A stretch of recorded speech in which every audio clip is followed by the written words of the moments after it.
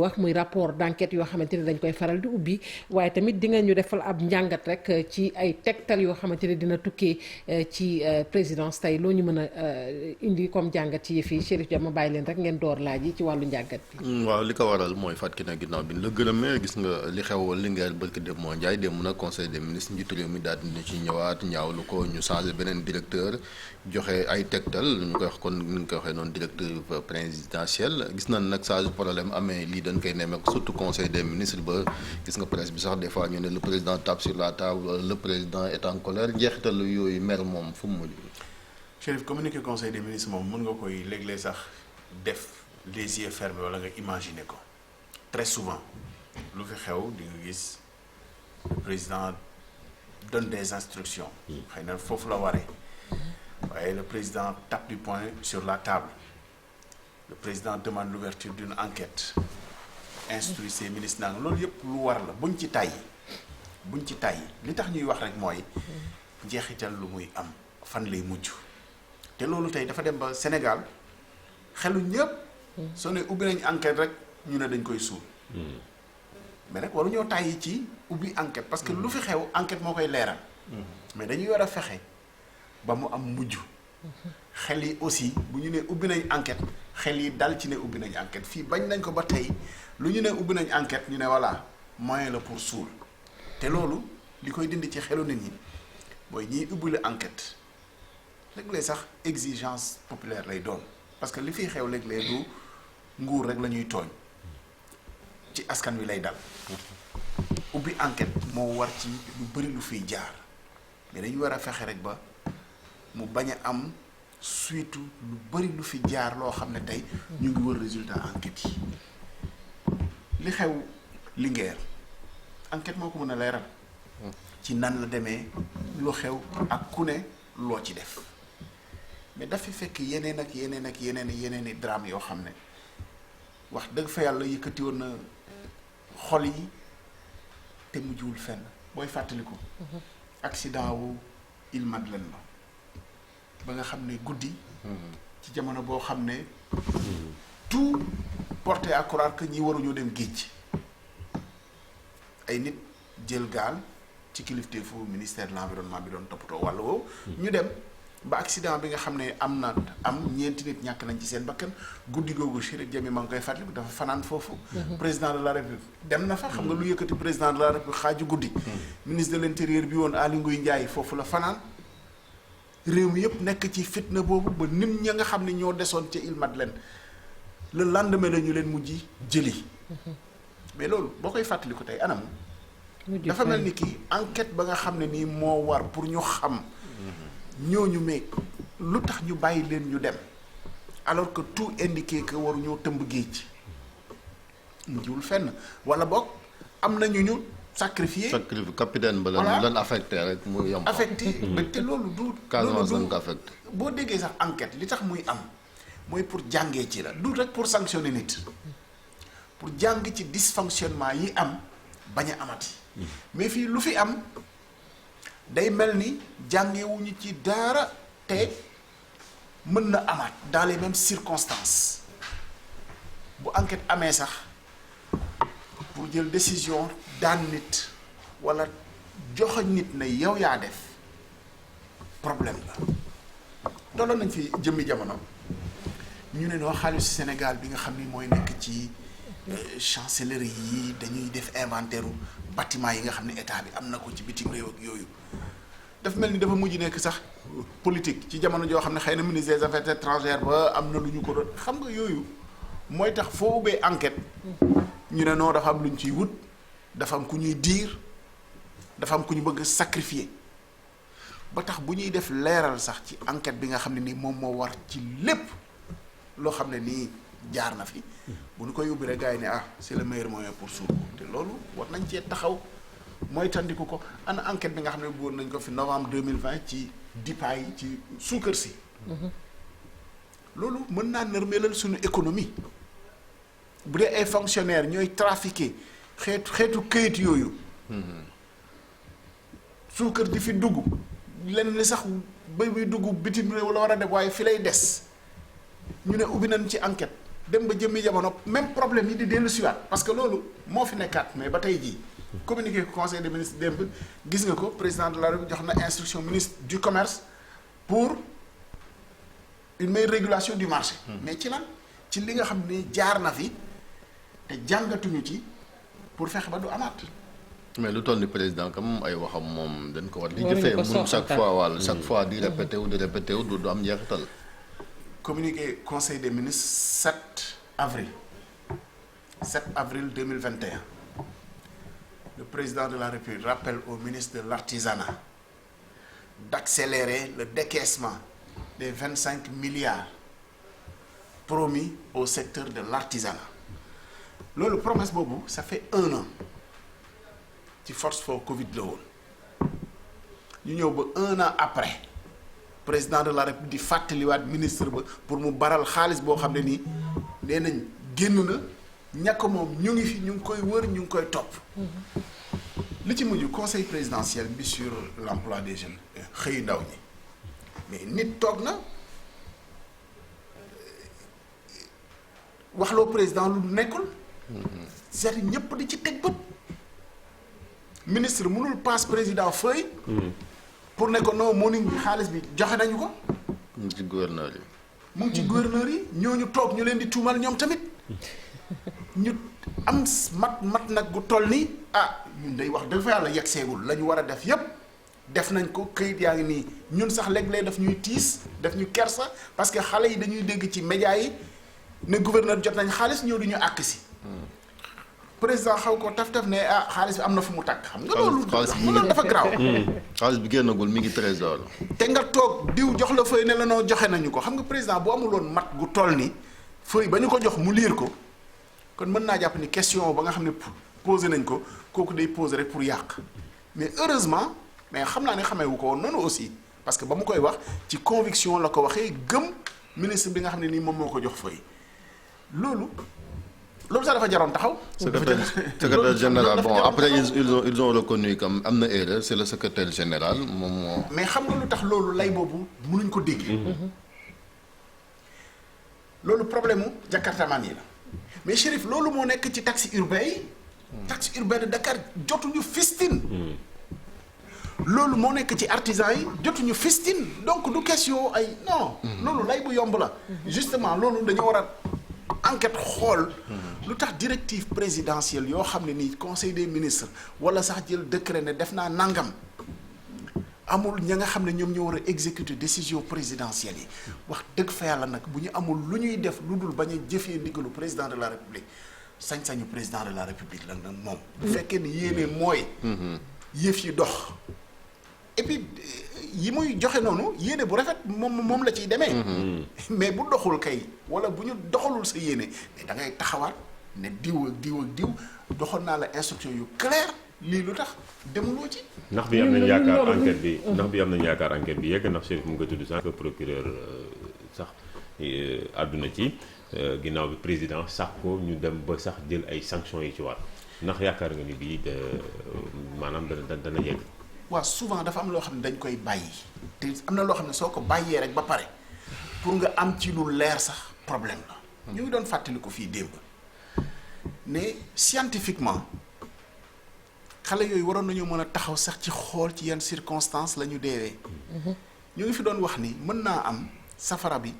lu jaar la rek après mais mën naa am saxaar si njëkk a génn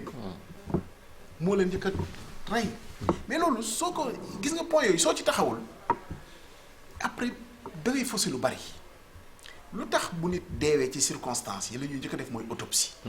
xam nga autopsie fii soo ko def ñu ne waaw dee na ba pare luy mais non pour xam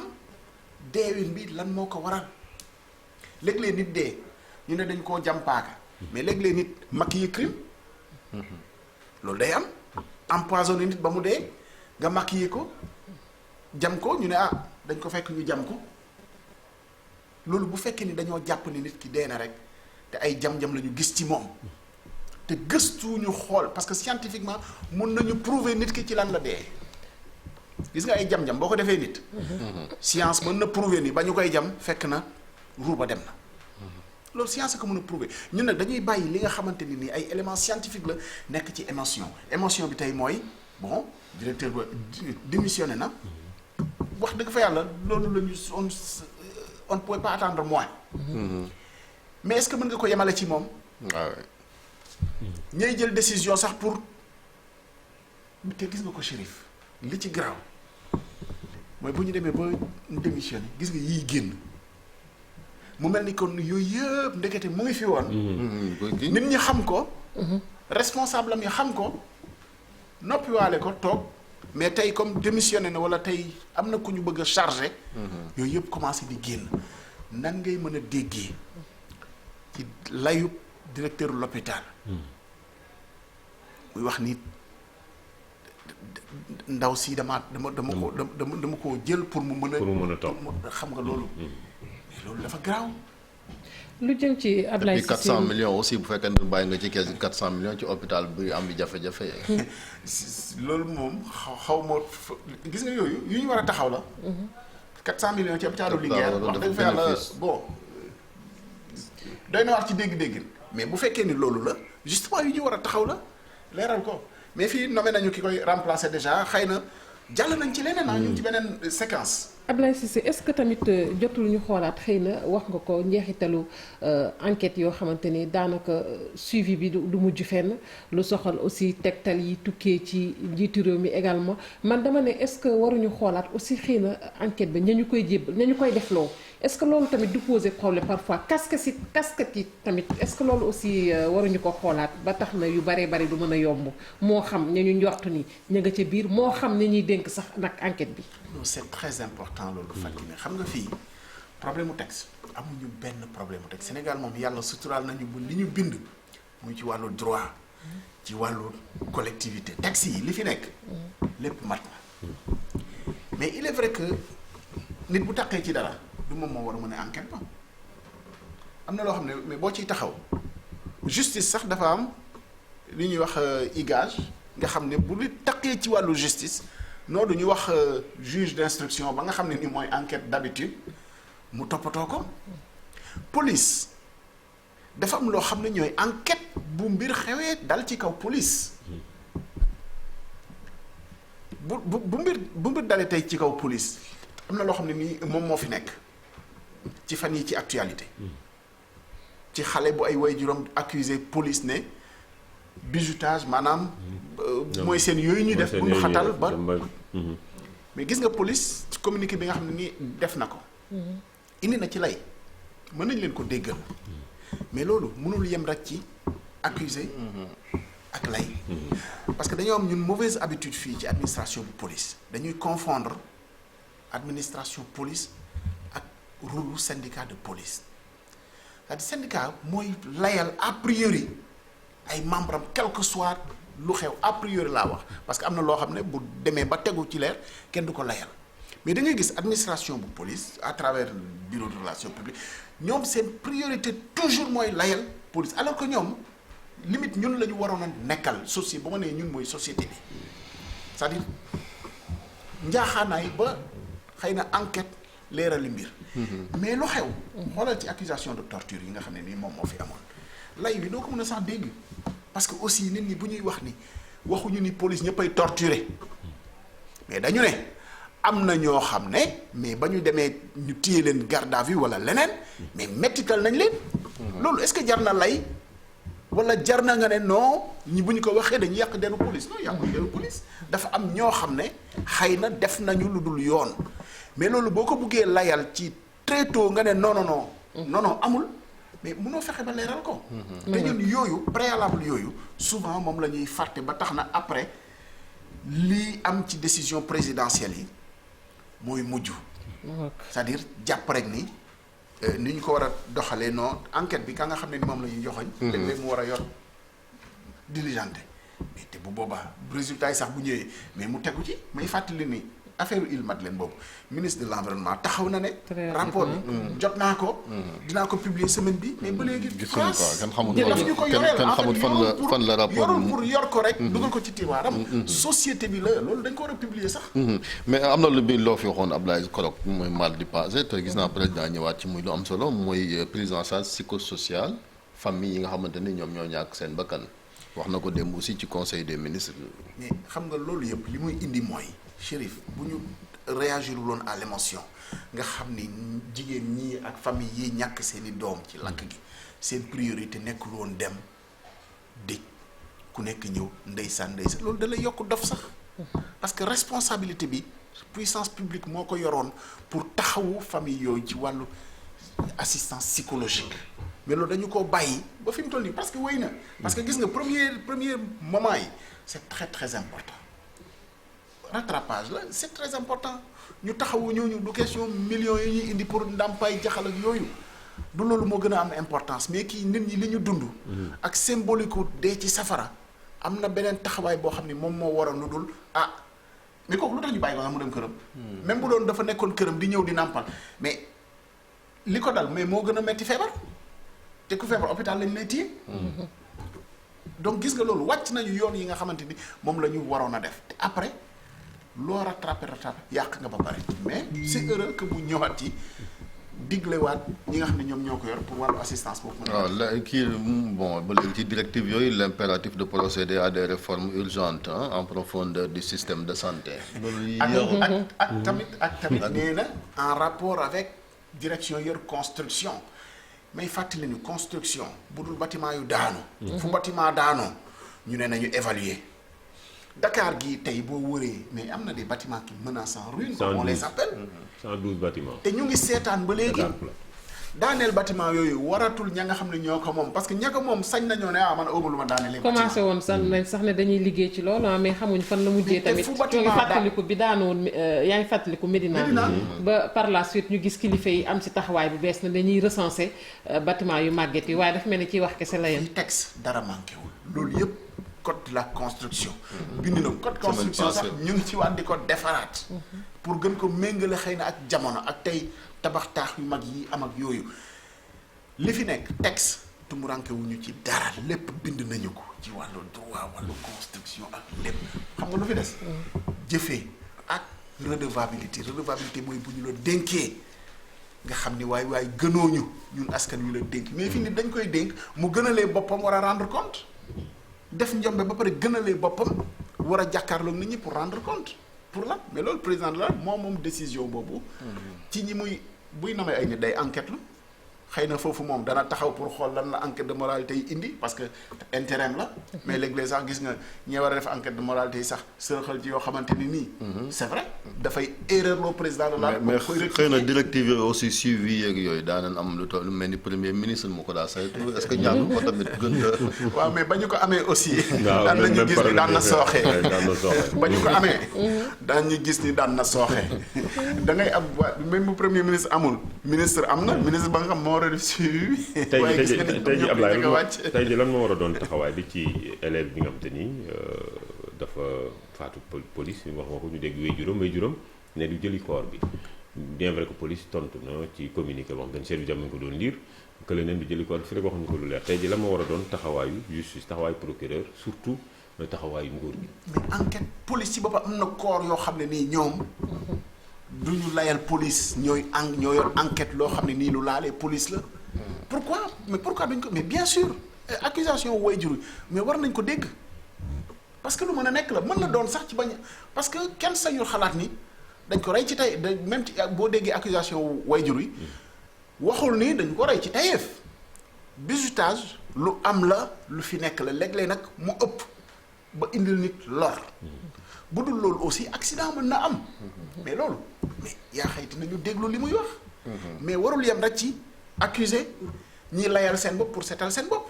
am na ñoo xam ne war nañoo taxawee njaaxaanaay te police am na corps yoo xam ne ñoom ñoo war a enquête bu ñu tuumalee police mais du bureau relation publique police mooy taxaw weddi ñu daal di jàpp ne kon féete na boor loolu dafay yomb trop parce que effectivement ñoom seen rôle mooy seetal seen bopp tout le temps ci communication la ñu nekk mais loolu mënul teggi accusation yi nga xam ne nit dina ko def encore une fois exemple bi gën a leer fii la fi nit ay taxaw ci lu leer pratiquement sax ci nit mettital nañu leen def nañ leen nangam ak nangam police weddi ko te ci ñaar yi boo déggee da ngay xam ne li gën a yenu maanaam mooy ñii li nga xam ne nii wax nañu ko. normalement loolu mooy direction de l'inspection des services de sécurité Arona Sy moo ko jiitoon mais je pense que semaine passée il a été remplacé. mooy li Ablaye doon wax. ma nga ko li Ablaye doon wax muy lu am solo Ablaye Cissé ñu ngi lay jaajëfal ci jàngatu bis bi. jërëjëf Adja Fatou Kiné. am na solo lool dañuy daal di yegg si nag ci ganuk bis gi maa ngi ko doon wax ni ki sànq gannaaw bàkk bi rek ñu dalal ko.